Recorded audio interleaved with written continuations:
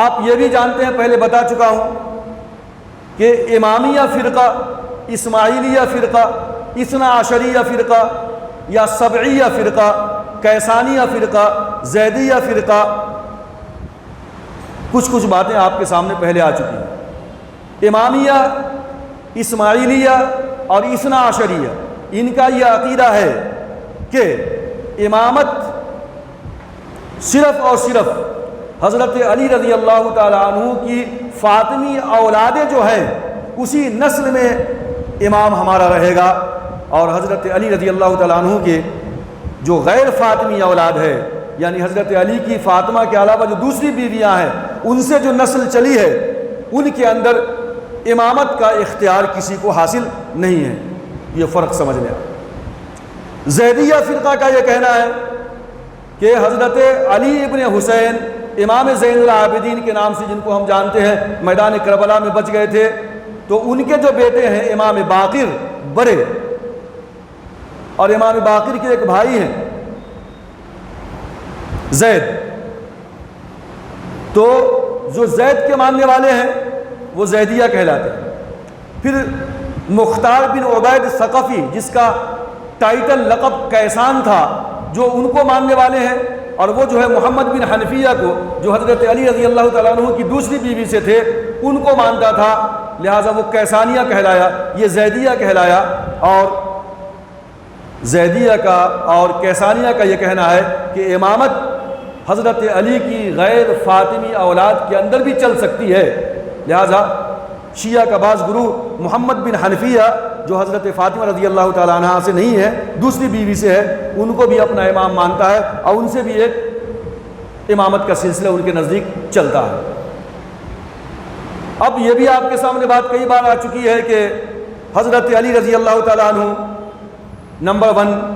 حضرت حسن نمبر 2، حضرت حسین 3، علی ابن حسین 4، امام باقر 5، امام جعفر صادق 6، اور امام جعفر صادق کے بیٹے موسیٰ کاظم، اور موسیٰ کاظم کے بعد علی رضا، علی رضا کے بعد محمد جواد، محمد جواد کے بعد علی ہادی، اور علی ہادی کے بعد حسن عسکری، اور حسن عسکری کے بعد امام مہدی جو 4 سال کی عمر میں غائب ہو گئے تھے۔ یہ 12 تک سلسلہ پہنچتا ہے، جس کو ہم کہتے ہیں اثنا عشریہ۔ لیکن امام جعفر صادق رحمۃ اللہ علیہ کے دوسرے بیٹے جو بڑے تھے، اسماعیل، جو حضرت امام جعفر صادق کی زندگی میں ان کا انتقال ہو گیا تھا، لہٰذا شیعہ کے کچھ گروہ نے اسماعیل کو اپنا امام مانا اور موسیٰ کاظم کو امام نہیں مانا۔ جنہوں نے موسیٰ کاظم کو مانا، اس کے بعد پھر وہ جو ہے علی رضا، جواد، علی ہادی اور حسن عسکری اور امام مہدی، یہ اثنا عشریہ کہلائے۔ جنہوں نے حضرت موسیٰ کاظم کے بڑے بھائی حضرت اسماعیل کو اپنا امام مانا، جن کا انتقال پہلے ہو چکا تھا، تو ان لوگوں نے حضرت اسماعیل کے چھوٹے بیٹے محمد بن اسماعیل کو اپنا امام مان لیا، اور یہ 7ویں ہو گئے، یہ سبعیہ کہلاتے ہیں۔ اور اسماعیل تھے چونکہ نام، اس لیے اسماعیلیہ کہلایا۔ آپ کے سامنے اس کا ذکر ہو چکا ہے۔ اب میں یہ اس لیے دہرا رہا ہوں کہ چونکہ اسماعیلیہ کا جو گروہ ہے، جو فرقہ ہے، میں نے کہا تھا کہ انہوں نے کافی ترقی کیا ہے اور حکومت کی ہے، اور اسماعیلیہ کا جو فرقہ تھا، گروہ تھا، ان کو دعویٰ تھا کہ ہم سب کے سب جو ہے حضرت علی رضی اللہ تعالیٰ عنہ کی فاطمی اولاد سے ہمارا تعلق ہے۔ یہ محبت اہل بیت کا دم بھرتے تھے، لیکن محبت اہل بیت کے اندر میں ان کے عقیدے کیا تھے، ان کے باطل خیالات کیا تھے، میں آپ کے سامنے وہ بھی رکھ دوں کہ اس سے پہلے آ چکی ہے بات کہ 7 پہ امام ختم ہو گیا۔ اسماعیل انتقال ہو چکے تھے، بیٹے محمد بن اسماعیل، یہاں پہ امامت ختم ہے سبعیہ کی، اسماعیلیہ کی۔ لیکن انہوں نے ایک پوسٹ کریٹ کیا تھا، امام تو نہیں ہے، امام مستور، امام غائب، لیکن امام کی جگہ پہ ایک پوسٹ کریٹ کیا، نیا پوسٹ کیا تھا، داعی مطلق۔ اور اب جو بھی داعی مطلق ہوگا وہ آن بہاف آف امام ہوگا، اور امام کی روح اس کے اندر منتقل ہو جائے گی۔ تو پتہ چلا کہ اسماعیلیہ کے گروہ کے اندر ہندوؤں کا عقیدہ آوا گون، تناسخ ارواح، یعنی ایک انسان کی روح مرنے کے بعد کسی دوسرے انسان میں ٹرانسفر ہو جاتی ہے، کسی جانور میں ٹرانسفر ہو جاتی ہے، یہ عقیدہ اسماعیلیوں کا ہے۔ اسماعیلیہ کا جو میں نے کہا تھا کہ ایک بہت بڑا لیڈر ہے جس کا نام ہے عبداللہ مہدی، اس نے قیروان کو فتح کر لیا تھا، اسماعیلی گروپ کا۔ بعد میں مصر کے اندر بھی اس کی حکومت آ گئی ہے، اور اس کے بعد جو ہے اسی کے اندر ایک خلیفہ ہے معز، جس نے